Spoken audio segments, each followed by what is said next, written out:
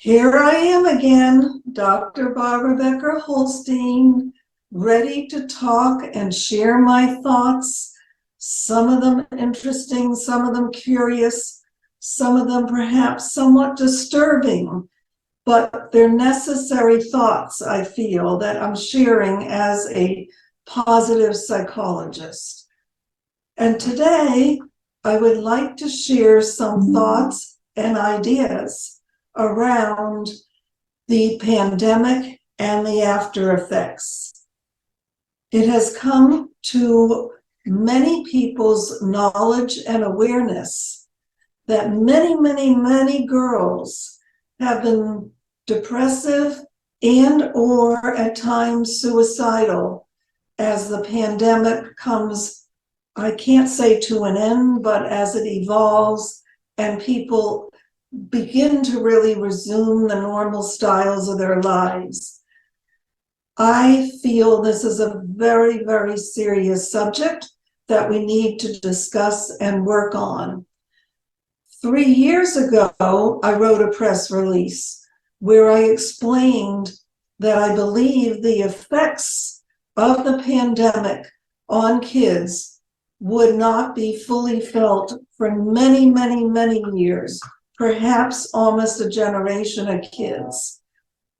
And I still feel that way, particularly around girls.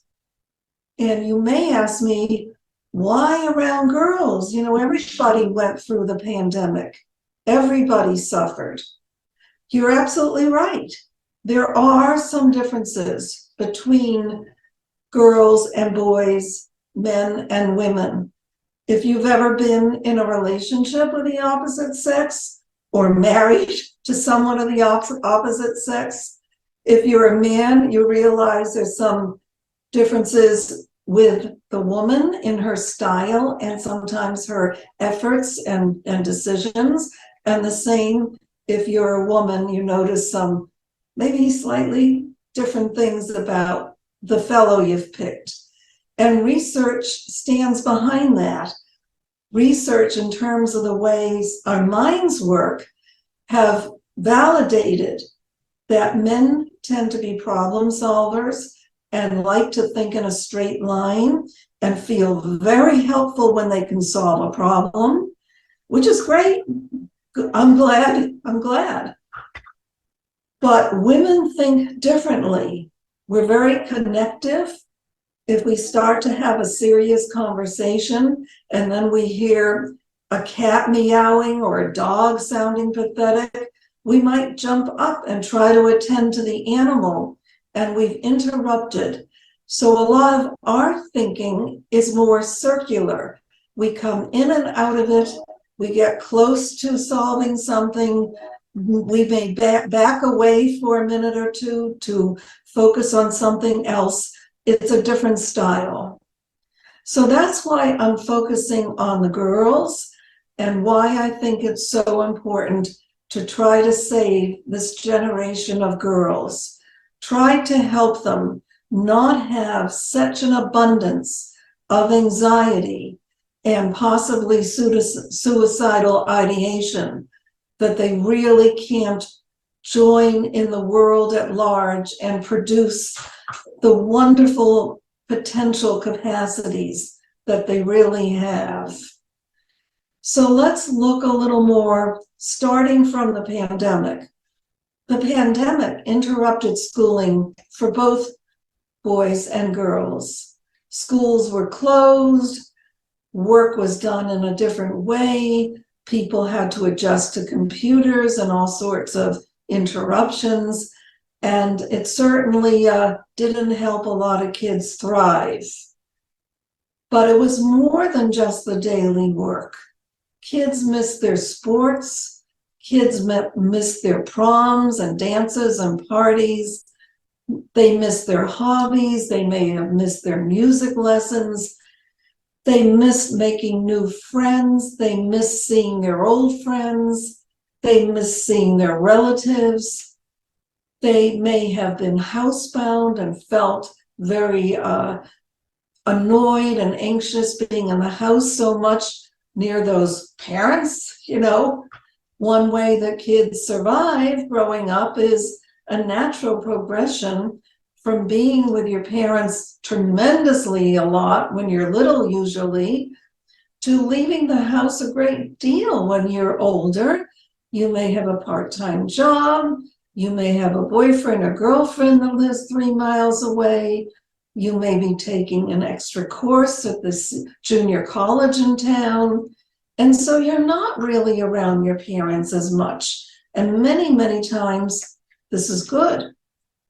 So now, as the pandemic has lessened to some extent, people have been called back to their offices and families are resuming more of a routine like they had 3, 4, 5, 6 years ago. That may be good for the 10-year-old child, or maybe the grandparents that visit, or maybe the parents themselves that have finally organized their life again. But it's not so good for the anxious teenager, because she is still carrying around with her a lot of the angst that went with feeling upset or in having been denied many of the opportunities that go with being in junior high or high school, or even in 5th, 6th grades, where there are trips, there are different projects, there are plays that the kids put on, there are sometimes free music lessons in school, and so many of these things just got lost. So how do we help save this generation of girls? Some of the ways that we do it are very natural, and I've talked about them before. So have many psychologists and counselors and social workers and parents. But let's look at a couple of the most important ones again. I think the most important one is talking to your child, not ignoring her, talking in all sorts of ways, not only reminiscing about the pandemic, but sharing your own feelings when you came out of some difficult time, or you felt that you weren't getting as much out of life, or you lost a first job. It's a very good time to make your soul available to your kids, not to hide behind some sort of classy perfectionism that maybe you developed to get that wonderful job, but showing more of your raw nature that has fears and indecisions and problems.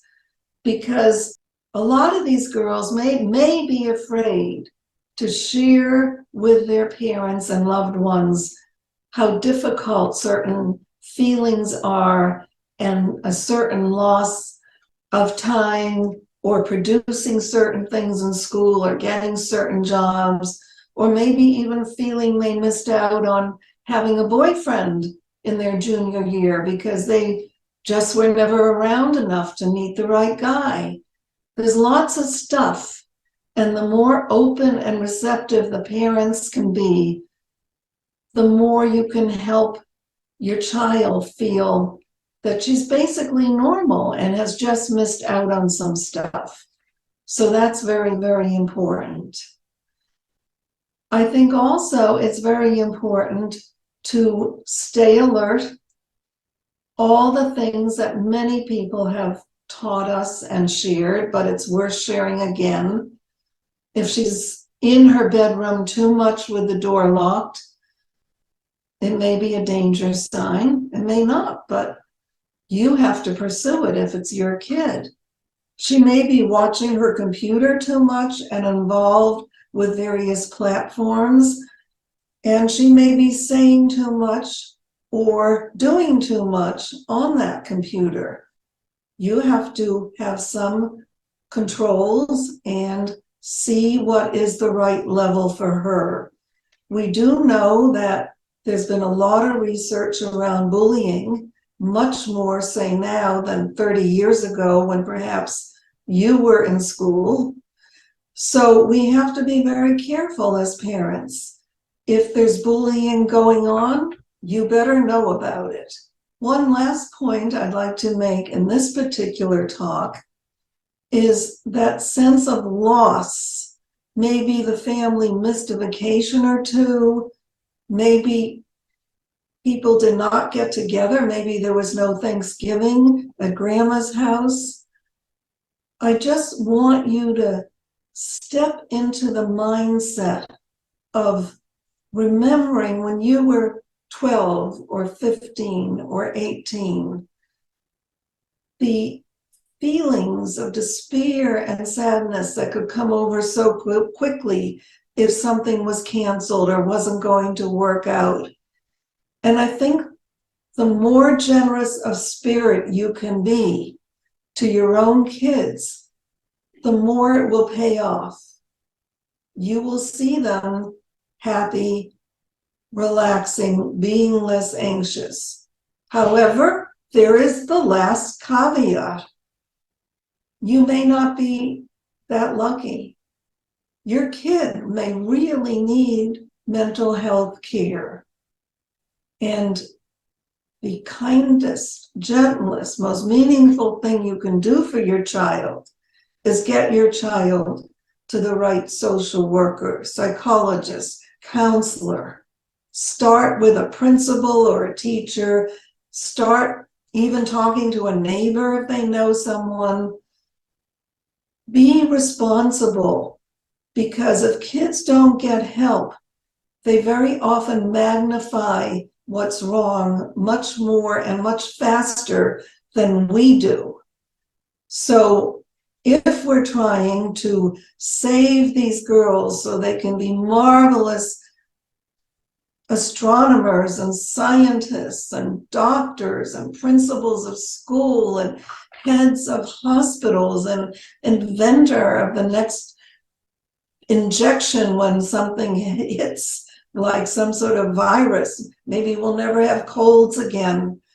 Give them a chance. Work hard to notice and be in your child's best interests.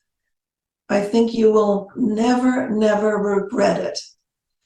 I appreciate you listening to me today, and I will be back to talk to you again, sometimes about interesting things when we go around the corner, sometimes even funny things. But unfortunately, today had to be about something quite serious, something I am sure you understand because you love your children and we want the best for them. So let's all work towards saving these girls and having them have magnificent lives. Bye till next time.